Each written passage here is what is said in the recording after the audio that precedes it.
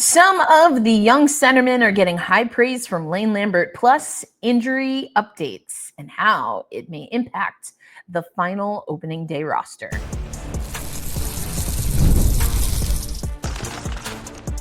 You are Locked On Kraken, your daily podcast on the Seattle Kraken, part of the Locked On Podcast Network, your team every day. Hey there, Seattle hockey fans. Welcome to another episode of Locked On Kraken, part of the Locked On Podcast Network, your team, the Seattle Kraken. Every single day, Erica Ayala here, your host of Locked On Kraken, been your host since the very beginning. Only ever just me, some friends along the way, but it's been you and me here. I'm also excited to take you to another Olympics. That's right. Yours truly is credentialed for Milano Cortina, and we'll be covering Locked On Kraken, Kraken players for Locked On Kraken, as well as the women's and men's tournament overall. Let me tell you that today's episode of Locked On Kraken brought to you by our friends at FanDuel. Download the FanDuel app now by visiting FanDuel.com to win $300 if your first $5 bet wins. We thank you for making us a part of your daily destination, your first listen of the day, your midday listen, or your late night listen. We are grateful for you. I was at practice today. I missed the first group. I've been doggy sitting, and one of my poor doggos, Puppers, is a little anxious, so we've been working on it, but I made it to the second session, which was the white group today. No game today.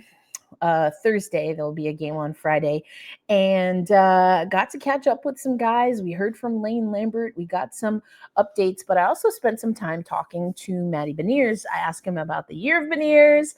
I asked him about his skating, which is something that I noticed, and just overall how Lane's approach of defense first impacts the offense. It was a short interview. Also, I will apologize in advance. The microphones that I had, I don't think picked up the greatest audio. So you'll hear the native audio from my phone in an ice rink. So it's a little loud, but we did our best here. Short interview with Matty Beniers from training camp earlier today, Thursday, which would be September 25th. All right, Matty. First, I wanted to ask you about a conversation I had with Jessica Campbell last year. She talked about at the turn of the year in 2025, it being the year of Beniers. Do you think that is going to carry over into early in this season? Yeah. It's funny. Nice of her to say it, but yeah, I think it's just. She was talking to me, saying that in terms of like just getting pucks on net, scoring goals, and producing, and I think we did a good job of that in the second half. I wanted to also ask you about maybe some off-season focus on skating in particular. I think your stride seems a little more compact. Is that something that you focused on? Yeah, did a lot of skating this summer. I always say best players in the league are the best skaters, so that was definitely a focus this summer. And, it's been a few days now under the Lambert system. Seems like he's really harping on discipline, but also that discipline coming from the defensive end to then free up things offensively. When you have that directive, it's obviously hard work on the front end, but how do you see that paying dividends to what the team is doing offensively? Yeah, it's, if you don't play as much D zone, you're going to play more O zone. It's simple as that. You have energy to go play offense. When you play D zone well, you play connected. So I think it's been going well, and we've been working on it a lot. It went well last night, and we're just going to keep building from that. Awesome. Thanks so much for your time. So fun fact here, as I'm asking Matty Beniers my final question, I had an interview lined up for something on the WNBA side for my work for CBS Sports, and the call was coming in as I was chatting with Matty. It was going to be, those were the main questions that I had for Beniers anyway, but yeah. Always a fun time. But let's go back to what Matty said there. The year of Beniers, he kind of chuckled and said, that's a nice way of putting it. And so I wonder, I'm hoping to get a chance to talk with Jessica Campbell. But, I found that just an interesting comment, and maybe, there's a little more to the year of Beniers. I've been using it as a battle cry of sorts, but Matty talked about what Jessica and I talked about. That would have been January 1, where I got that one-on-one interview with Jessica Campbell, and we talked a lot about Matty Beniers, and that it's about him being aggressive offensively, him getting shots up, getting good looks on net, and that was a focus of the second half of last season, I should say. And, maybe that will be a carryover. But you also heard me ask him about the Lane Lambert system on the defensive side. And he said, what is pretty obvious, the harder you work defensively to win the puck back, the more time you can spend in your offensive zone. We're going to hear from Lane Lambert a little bit. He's going to talk about Beniers. I asked him about Shane Wright. So we'll hear from him in just a little bit about that. But, I also asked him about skating. I told you after Sunday's game, his not so much his stride. I feel like it's not necessarily Beniers and his stride that looks different to me. It's more of his upper body that looks more compact and controlled. And I do think his skating has improved. I know that someone has brought up a nickname that sometimes Matty B has, a Bambi of sorts. I can totally see that. I think that Matty Beniers, and he hasn't been able to put on weight in the same way that Shane Wright has. And sometimes I think you see that in his game. But with his skating stride, again, not stride, with the small changes that I see, just as an observation in his skating, I think that he can be more balanced. And I think that's taken away some unnecessary movements in his upper body. That's my interpretation of what I see. You heard Matty say, yeah, he focused on skating because the best players in the league are the best skaters in the league. He didn't get into the technicality of that. He didn't disagree with what I said, but I'm hoping to chat with Campbell and see if we can get a little bit more nuance there in perhaps what the directive was as far as Matty's skating in the offseason, and maybe what she sees and what she wants to work on this season. But before we close out this first segment, let's hear from Lane Lambert. Again, I was able to ask him about Shane Wright. In that answer, he actually mentions Matty Beniers and he mentions Molgard, all guys that I've been keeping an eye on. So let's take you to Lane Lambert from earlier today, Thursday. Yeah. Been very impressed with him, and I think with every player that we've had, we've started from our own zone out in terms of responsibility. Him, Matty Beniers, our young centerman, those guys are really embracing the concepts. And, I think Shane's, we've got him killing penalties right now. And the offensive side of it's going to continue to come. So I've been impressed with his game for sure. And I've been impressed with his responsibility level, away from the puck. And doesn't matter what zone you're in, you have to be responsible when you don't have the puck. And I've been impressed with, him and a number of guys. You talk about Beniers, you talk about Molgard, variation of guys for sure. So that was Lane Lambert earlier today talking about some of his young centermen and them being very responsible. That was in response to a question I asked specifically about Shane Wright. I saw Shane chatting up Lane Lambert today. I didn't ask Lane specifically what they were talking about, but I took the opportunity to ask him about the leadership. Shane, I noticed, was very vocal in the last few practices, and I think that speaks to his leadership, his comfort level.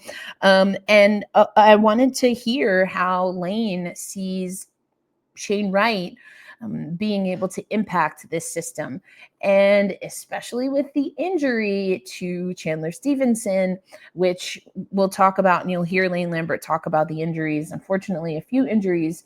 But does this maybe leave a little bit of a door open for what a lot of folks want to see, which is Shane Wright in a top 6 centerman position. We'll talk a little bit about that throughout the coming days. But next on today's episode, we are going to talk about some of the injuries. Unfortunately, a lot of players or who are away with injuries, and we'll hear Lane Lambert give updates on a few of them as we continue on this episode of Locked On Kraken. Today's episode of Locked On Kraken brought to you by our friends at FanDuel. We know the NFL season is here, and FanDuel can make sure you're ready for kickoff with a can't-miss offer.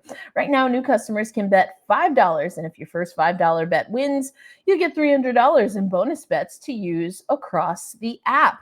Now, whether it's same game parlays, jumping in during the live action, player props, futures bets, FanDuel has it all.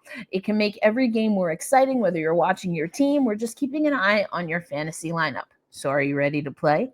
Download the FanDuel app now by visiting FanDuel.com to get started. That's FanDuel.com to place your first $5 bet. Hey there, thanks as always for making Locked On Kraken a part of your daily destination, your first listen of the day, your late night listen, your midday matinee. Either way, we appreciate you. Make sure you're subscribed if you're not already on our YouTube channel. We have content that's going out on social media, so continue to engage with us on those platforms. TikTok is our kind of shiniest toy here. We're also using Instagram more, which then automatically goes to Facebook. And, I've mentioned Joe Dabney is helping out a little bit there. Just bear with us on some of the other platforms. I've mentioned that Joe is away for a little bit, but we will get things up and running. A lot of the pre-preparation that Joe has done with me has led to some of the content that you have seen, and there's more coming. But of course, life is gonna be life. So we roll with the punches here, and that's kind of what's happening with the Seattle Kraken.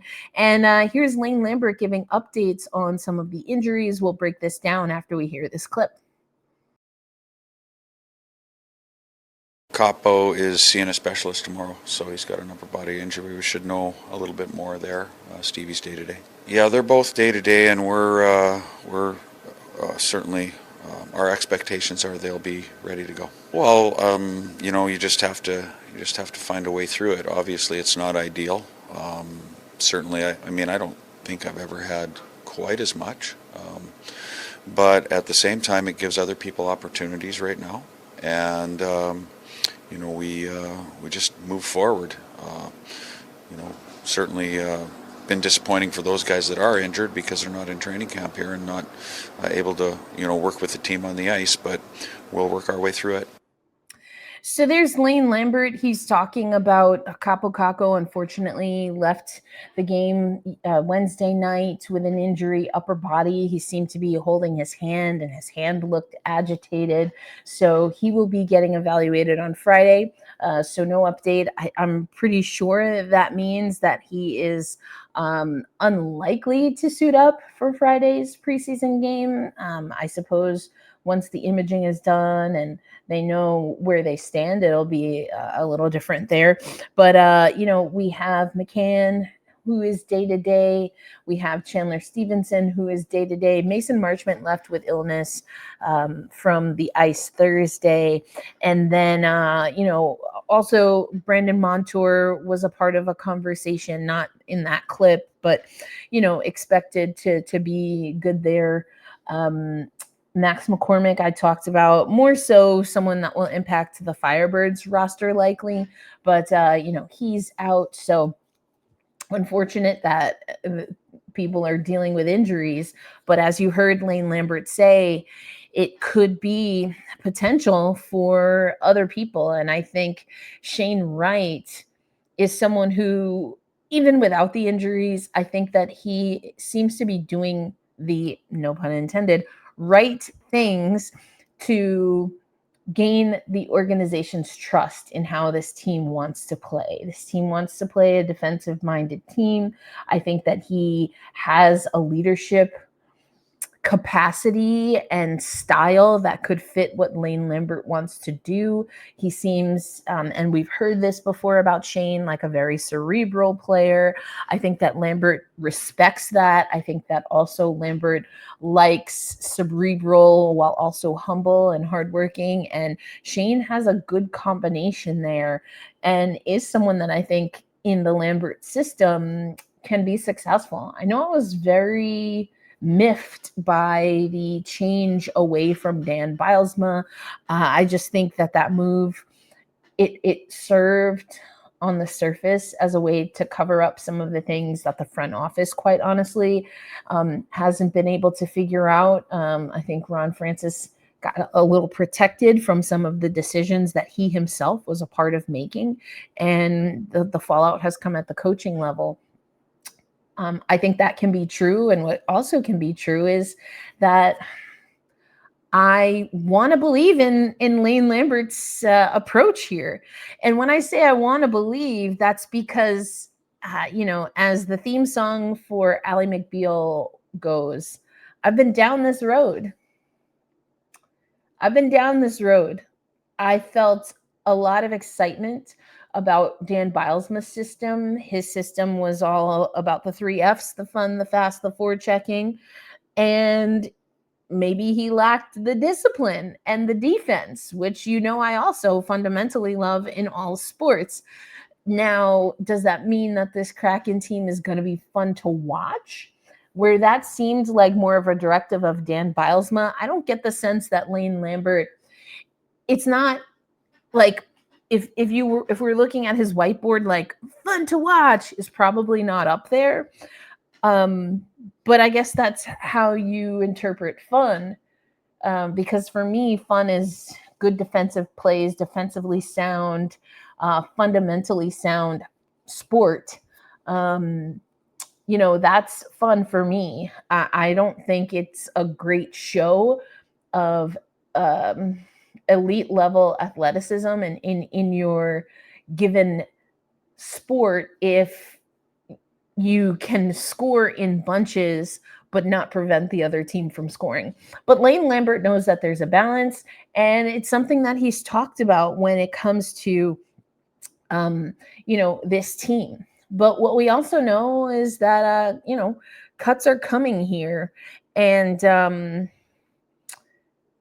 we haven't seen any players yet be reassigned or anything of that nature, but we know it's coming. When I had that interview with Derek Laxell, it sounds like Tad O'Had will be in camp. I have not seen him yet, but it sounded like he'll be here towards the end of the month, which is basically this weekend.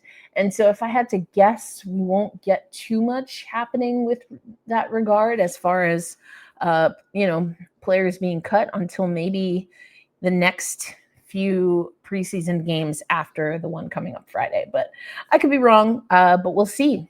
And of course, Lane talked about what those cuts will look like. We'll get into that and a little bit more on his defensive philosophy coming up on today's episode.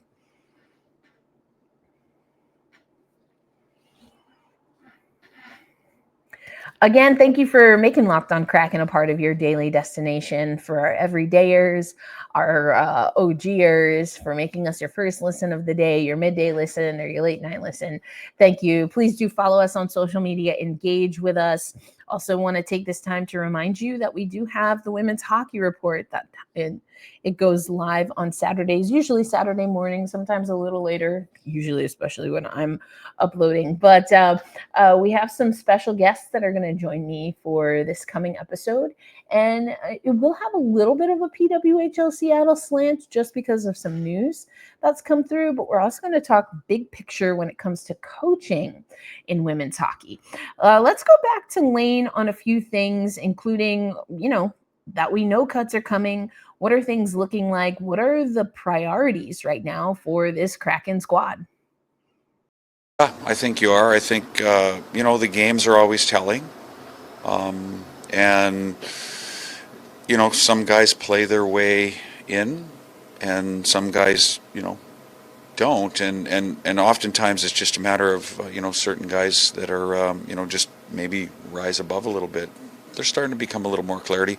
The injuries make it a little bit difficult too, as well, with making those decisions. But we'll work through it. Oh, they're always tough, and that's a good thing. Guys have done a really good job of making those decisions difficult. It's a good problem to have. So that was Lane Lambert speaking to us earlier today, Thursday. What he also said, not in that clip, but he said that, he likes that guys are buying into the defense first and how important that is, how important the discipline and the structure is. But we heard it from Matty Beniers earlier, that can open up your offensive game. And what Lane Lambert said earlier is that offense will come, but he's really harping on the fundamentals and the foundation that he wants to build. And it's been very noticeable from myself, other people around camp. I think word is spreading that, Lane is not afraid to interrupt practices. He will have, hard morning skates. And, he's really pushing the issue early here. He's pushing this team in a way that I think will be good, to get those good habits and to get the results that he wants. Now, again, early on, I do think that means that as far as a quote unquote fun or exciting team, that might fall by the wayside a little bit. But he talked also about sometimes relying on, solid goaltending to get you through. And that's the focus, is to hunker down defensively, make things easier for his goaltenders. Lane Lambert wants it to make things easier for Kraken goaltenders.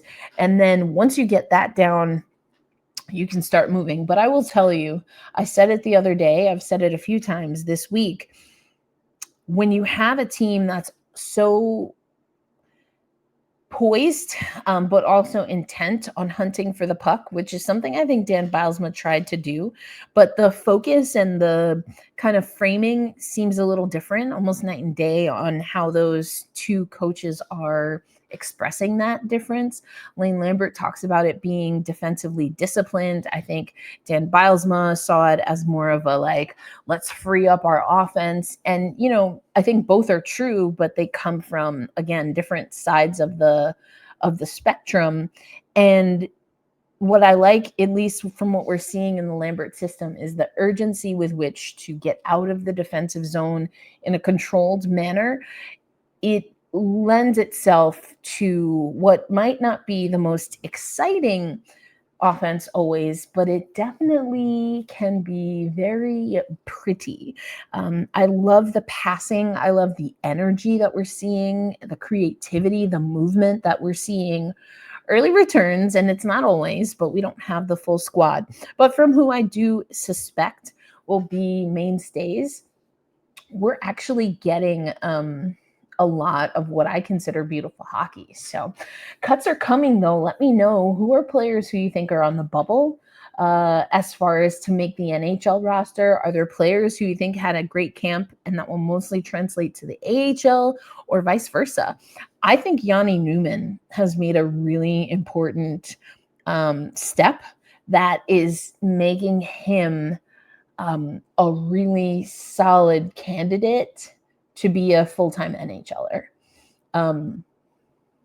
I mean, his performance has been outstanding offensively. He has stood out for sure. And he's with Beniers and Kakko. Now, Kakko, again, being evaluated, so we'll see. But I like that line combination. Lane said the other day, don't read into it too much. But he kind of had two guys on a line that he was like, yeah, they'll probably play together. And then maybe a young guy that he circles in. I think that he never really, I'll say it this way. If Newman is the kind of trial forward on the line, on the Beniers line, I think the trial run should be over and you should just pay full price. I don't know. How do you feel about that? Let me know. But we have another preseason game coming up. There's some more practices here. Just a little note as far as practices, it shouldn't affect the the schedule too much, but I have to head back to the East Coast for some college basketball stuff, and then the WNBA finals is coming up, so I'm going to try and get as many one-on-one interviews, exclusive content in the next handful of days, so that we can really talk about that and have some, again, exclusive coverage here for you at Locked On Kraken. But you'll see that after this coming weekend and leading into early next week, that will dwindle just a little bit because I won't physically be in Seattle for some other assignments. But again, lots to talk about. I think that this is a relatively competitive camp, and I think it's also been the most illuminating and eye-opening. So who do you think is on the bubble?